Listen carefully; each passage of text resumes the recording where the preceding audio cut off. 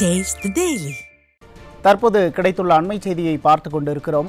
திமுக ஆட்சியில் தமிழகத்தில் 36 மணி நேரத்தில் 18 பாலியல் வன்கொடுமை சம்பவங்கள் அரங்கேறி உள்ளன. இதுகுறித்த விவரங்களை தலைமை செய்தியாளர் ஜெயக்குமார் வழங்க கேட்கலாம். வணக்கம் ஜெயக்குமார், விவரங்கள். வணக்கம் உமேஷ். தமிழகத்தில் விடியா திமுக ஆட்சியில் 36 மணி நேரத்தில் 18 பாலியல் வன்கொடுமை சம்பவங்கள் அரங்கேறி ஒட்டுமொத்த தமிழகத்தையே நிலைகுலைய செய்திருக்கிறது. திமுக ஆட்சிக்கு வந்த பிறகு பாலியல் வன்கொடுமைகள், சிறுமிகளுக்கு கூட்டு பாலியல் வன்கொடுமை, பாலியல் பலாத்காரம் என தலைவிரித்து ஆடிக்கொண்டிருக்கிறது.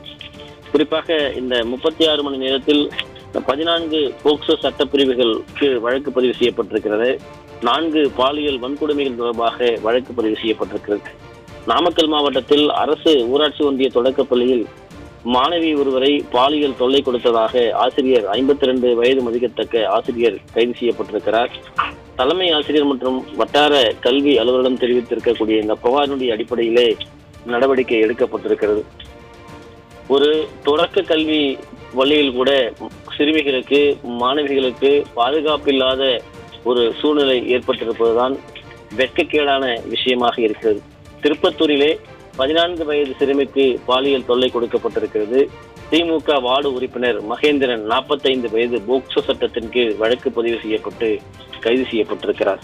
தூத்துக்குடி மாவட்டம் ஒட்டப்பிராரம் அருகே அரசு உதவி பெறக்கூடிய பள்ளியிலே மாணவிக்கு பாலியல் தொல்லை கொடுத்ததாக சமையல் பணியாளர் சுரேஷ் போக்சோ சட்டத்தின் கீழ் வழக்கு பதிவு செய்யப்பட்டிருக்கிறது.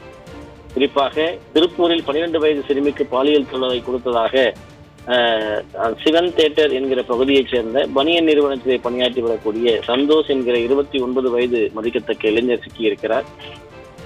போக்சோ சட்டத்தின் கீழ் வழக்கு பதிவு செய்யப்பட்டிருக்கிறது. தூத்துக்குடி மாவட்டம் கோவில்பட்டி அருகே எட்வார்ட்ஸ் கோவில்பட்டி பேருந்து நிலையம் நின்று கொண்டிருந்த 16 வயது பள்ளி மாணவியிடம் தவறான நோக்கத்தோடு பேசியிருக்கிறார். அந்த புகாரினுடைய அடிப்படையிலே போக்சோ சட்டத்தின் கீழ் வழக்கு பதிவு செய்து எட்வார்டு என்கிற நபரை கைது செய்திருக்கிறார்கள். சேலம் ஆத்தூர் மல்லியக்கரை அரசு மேல்நிலைப் பள்ளியிலே 7ஆம் வகுப்பு படிக்கக்கூடிய மாணவியை பாலியல் வன்கொடுமை செய்த 11ஆம் வகுப்பு மாணவர்கள் 3 பேர் போக்சோ சட்டத்தின் கீழ் கைது செய்யப்பட்டு கூர்நோக்கில் இல்லத்திலே ஒப்படைக்கப்பட்டிருக்கிறார்கள். திருநெல்வேலி திசையன்விளை மகாதேவன் குலத்தைச் சேர்ந்த ஆறுமுகம் வயது 27 சிறுமிக்கு பாலியல் தொல்லை கொடுத்ததை அடுத்து போக்சோ சட்டத்தின் கீழ் வழக்கு பதிவு செய்யப்பட்டிருக்கிறது. தருமபுரி அருகே பள்ளி மாணவியிடம் தகாத முறையில் பேசி பாலியல் தொந்தரவு கொடுத்த கணித ஆசிரியர் ராஜகுரு என்பவர் போக்சோ சட்டத்தின் கீழ் வழக்கு பதிவு செய்யப்பட்டு விசாரித்து வருகிறதாக தகவல் வெளியாகியிருக்கிறது. சேலம் மாவட்டம் மேட்டூர் அருகே கொளத்தூரில் 12ஆம் வகுப்பு மாணவிக்கு பாலியல் தொல்லை கொடுத்த சித்தப்பா போக்சோ சட்டத்தின் கீழ் வழக்கு பதிவு செய்து விசாரணைக்கு உட்படுத்தப்பட்டிருக்கிறார்.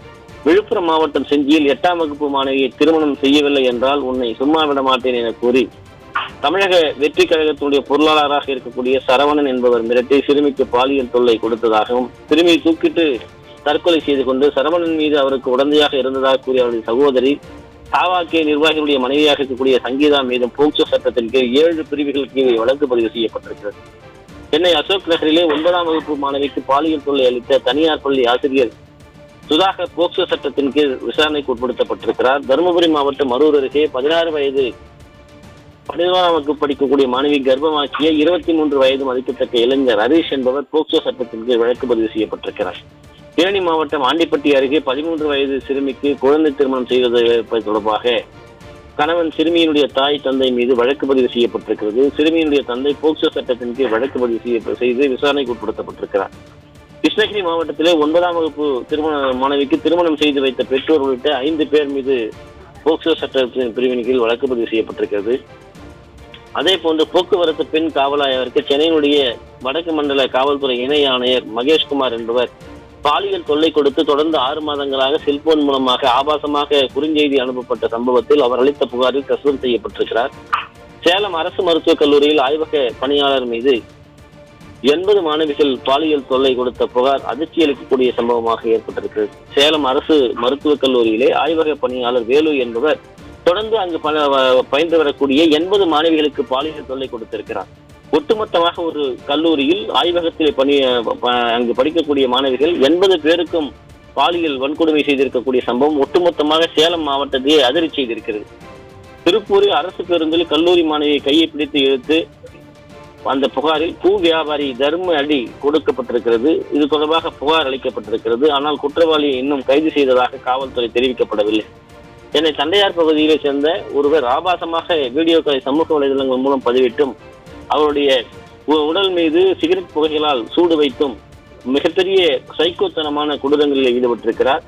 ஆயுதப்படை காவலர் மீது நடவடிக்கை எடுக்க வேண்டும் என பெண் காவலர் ஒருவர் கண்ணீர் மல்க சென்னை மாநகர காவல்துறை ஆணையரிடம் புகார் அளிக்கப்பட்டிருப்பது குறிப்பிடத்தக்கது. இப்படி ஒரே நாளில் 18 பாலியல் வன்கொடுமை வழக்குகள் 36 மணி நேரத்தில் அரங்கேறி இருக்கிறது.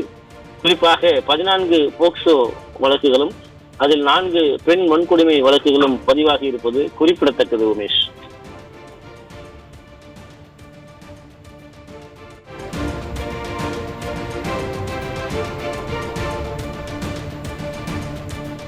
விவரங்களுக்கு நன்றி ஜெயக்குமார்.